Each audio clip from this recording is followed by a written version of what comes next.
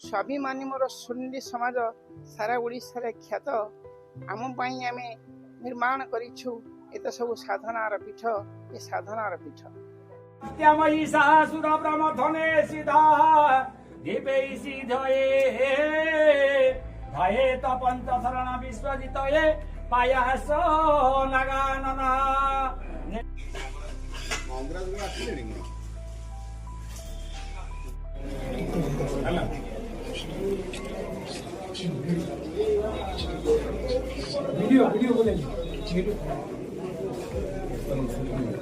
मोर प्रकृत नाम हूँ रघुनाथ साहू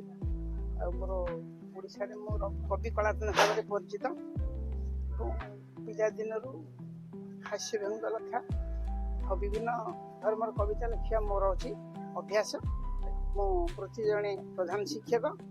एवं प्रवृत्ति मोर कविता रचना करवा गीत रचना करवा और साहित्य सेवा करवा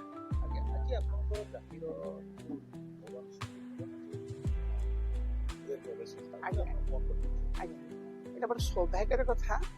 যে নিখিল উৎকল সুন্ডি সমাজ সহযোগরে আনুকূল্যরে আজি এই আইগিনা ঠারে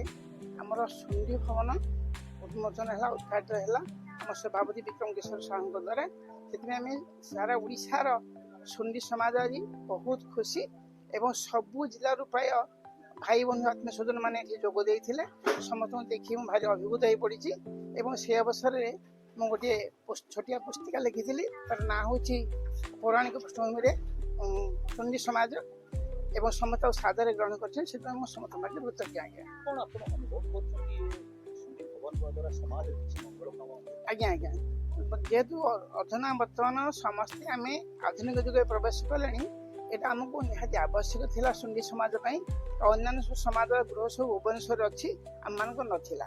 ଏଠୁ ଏଭଳି ଏକ ଶୁଭ ମୁହୂର୍ତ୍ତରେ ଆମମାନଙ୍କୁ ଗୋଟିଏ ଆଶା ମିଳିଲା ଭୁବନେଶ୍ୱରରେ ସେଥିପାଇଁ ସମସ୍ତ ସୁନ୍ଦି ସମାଜ ଆଜି ଖୁସି ଆପଣ କଣ ଅନୁଭବ କରୁଛନ୍ତି ଆ ଦ୍ୱାରା କଣ କଣ ମାନେ ମଙ୍ଗଳ କାମ ହେଇପାରିବ ସମାଜ ପାଇଁ ହଁ ମୁଁ ଅନୁଭବ କରୁଛି ଯେ ଦୂର ଦୂରାନ୍ତରୁ ଆସୁଥିବା ସୁନ୍ଦି ସମାଜର ଭାଇମାନେ ଅନ୍ତତଃ ଭୁବନେଶ୍ୱର ଯେତେ କାମରେ ଥାଇ ଆସିଲେ ମଧ୍ୟ ସେଠି ଆଶ୍ରୟ ପାଇବେ ରହିବାର ସୁଯୋଗ ପାଇବେ ସୁବିଧା ପାଇବେ ତ ସମସ୍ତେ ଏଥିପାଇଁ ନିଶ୍ଚୟ ଖୁସି ହେବେ ଯେ ଆମ ସୁନ୍ଦି ସମାଜର ଘର ବୋଲି ଏଇଟା ଆପଣ ଯୋଉ କବିତା ପାଠ କରୁଛନ୍ତି କଣ ଆପଣଙ୍କ କବିତା ଲେଖା ଆପଣ ଜଣେ ଶିକ୍ଷକ ଥିଲେ କବିତା ଆପଣଙ୍କ ମନରେ କେବେଠୁ ଆସିଲା କବିତା ଆଜ୍ଞା କବିତା ଲେଖିବା ସେଟା ଆଜ୍ଞା ହେଉଛି ଗୋଟେ ଜନ୍ମଗତ କଳା ଐଶ୍ୱରିକତ ସମ୍ପତ୍ତି ସେ ସମସ୍ତଙ୍କ ଦ୍ୱାରା କବିତା ଲେଖିବା ହୁଏ ସମସ୍ତେ କବି ହେଇପାରନ୍ତିନି କିନ୍ତୁ ମୋ ଈଶ୍ୱରଙ୍କ ସେବା ପିଲାଦିନୁ ମୋର ଥିଲା ଜଗନ୍ନାଥଙ୍କୁ ମୁଁ ବହୁତ ଭଲ ପାଏ ତେଣୁ ତାଙ୍କରି ଆଶ୍ରୟରେ ମୁଁ ଗୀତ କବିତା ଲେଖିବା ଆରମ୍ଭ କରିଥିଲି ଏବଂ ଏବେ ସାରା ଓଡ଼ିଶାରେ ଜଣେ ପ୍ରତିଷ୍ଠିତ କବି ଭାବରେ ମୁଁ ପରିଚିତ ଆଜି ପ୍ରବେଶରେ ଆପଣ ଜାତି ଉଦ୍ଦେଶ୍ୟରେ କିଛି କବିତା ପାଠ କରିଛନ୍ତି ଆଜ୍ଞା ଆଜ୍ଞା ମୁଁ ସେଥିପାଇଁ ଆଜିର ଏଇ ଆଶ୍ରୟ ଏଇ ଅବସରରେ ମୁଁ ସୁନ୍ଦର ପୁସ୍ତିକା ଲେଖି ତାକୁ ବି ସମସ୍ତଙ୍କୁ ଦେଇଛି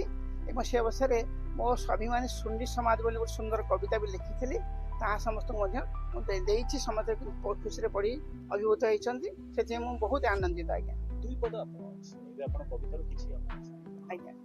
ସ୍ୱାଭିମାନୀ ମୋର ସୁନ୍ଦି ସମାଜ ସାରା ଓଡ଼ିଶାରେ ଖ୍ୟାତ ଆମ ପାଇଁ ଆମେ ନିର୍ମାଣ କରିଛୁ ଏତ ସବୁ ସାଧନାର ପୀଠ ଏ ସାଧନାର ପୀଠ